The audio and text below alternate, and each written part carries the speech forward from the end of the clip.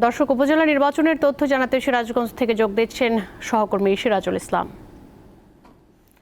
সিরাজ, গ্রেফতার প্রিজাইডিং অফিসারদের বিষয়ে সবশেষ কি তথ্য আছে আপনার কাছে, এবং পাশাপাশি নির্বাচনের সার্বিক পরিস্থিতি কেমন দেখছেন আমাদের জানাবেন।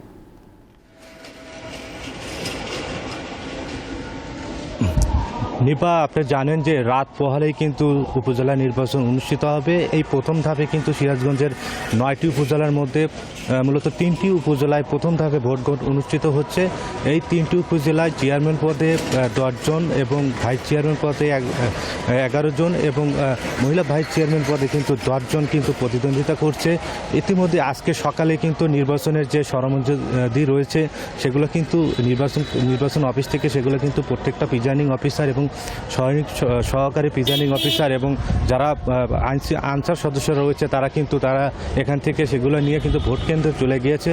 একটা বিষয় জানিয়ে রাখি যে গত রোববার রাতে সিরাজগঞ্জ সদর উপজেলা পরিষদ নির্বাচনের এক চেয়ারম্যান প্রার্থীর সাথে কয়েকজন প্রিজাইডিং অফিসার অর্থাৎ 5 জন প্রিজাইডিং অফিসার, এক স্কুল শিক্ষক কিন্তু গোপন বৈঠককালে কিন্তু সিরাজগঞ্জের যে কালিয়া হরিপুর ইউনিয়ন রয়েছে কাদাই পার্ক এলাকায় কিন্তু গোপন বৈঠককালে কিন্তু তাদেরকে আটক করে সিরাজগঞ্জ পুলিশ। তার পরবর্তীতে কিন্তু গতকাল রাত্রে সিরাজগঞ্জ যে জেলা প্রশাসক রয়েছে তারা কিন্তু আমাদেরকে বিষয়টি নিশ্চিত করেছে। তারা যেটা জানিয়েছে যে আসলে তারা ওখানে আসলে গোপন বৈঠক করার কারণে তাদেরকে সেই অভিযোগের প্রেক্ষিতে কিন্তু তাদেরকে আটক করা হয়।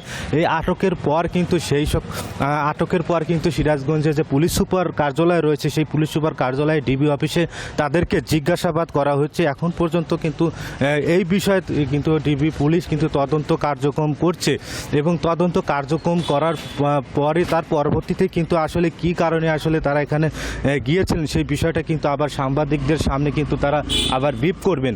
এখন পর্যন্ত যেটা বললেন যে নির্বাচনের পরিস্থিতি আসলে বর্তমানে স্বাভাবিক রয়েছে। আর একটা বিষয় আপনাকে জানিয়ে রাখি যে সিরাজগঞ্জের যে বেলকুচি উপজেলা রয়েছে এই বেলকুচি উপজেলা মূলত আসলে তাঁত সমৃদ্ধ এবং অনেক শিল্প এলাকায় এই উপজেলাতে কিন্তু দুই চেয়ারম্যান প্রার্থীর মধ্যে কিন্তু একে অপরের কিন্তু কালো টাকার যে অভিযোগ, কালো টাকা সরানোর অভিযোগ, সেটা কিন্তু তারা কিন্তু সাংবাদিক সম্মেলন করে সেটা কিন্তু সাংবাদিকদের এই বিষয়টা কিন্তু বারবার বলছে যে কেউ যাতে কালো টাকা না ছাড়ায় এজন্য কিন্তু তারা কিন্তু নির্বাচনের কমিশনার কার্যালয়ে কিন্তু তারা কিন্তু অভিযোগও দিয়েছে। আর একটা বিষয় আপনাকে জানিয়ে রাখি যে আগামীকাল যেহেতু এই নির্বাচন উপলক্ষে নির্বাচনের পরিবেশ মোটামুটি শান্ত রয়েছে এবং নির্বাচন যাতে সুষ্ঠু এবং সুন্দরভাবে হয় এজন্য কিন্তু প্রচুর পরিমাণ কিন্তু পুলিশ, আনসার এবং যারা নির্বাচন পরিস্থিতি স্বাভাবিক রাখবে ম্যাজিস্ট্রেট এবং চিফ জুডিশিয়াল ম্যাজিস্ট্রেট এবং অন্যান্য আইনশৃঙ্খলা বাহিনীরা কিন্তু কালকে সজাগ থাকবে।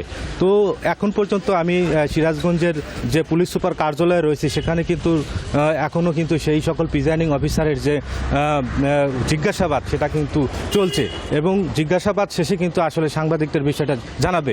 আর এই ছিল আমার কাছে সিরাজগঞ্জ থেকে নির্বাচনের সর্বশেষ খবর। নিপা। সিরাজুল, আপনাকে অনেক ধন্যবাদ আমাদের সঙ্গে যুক্ত হবার জন্য।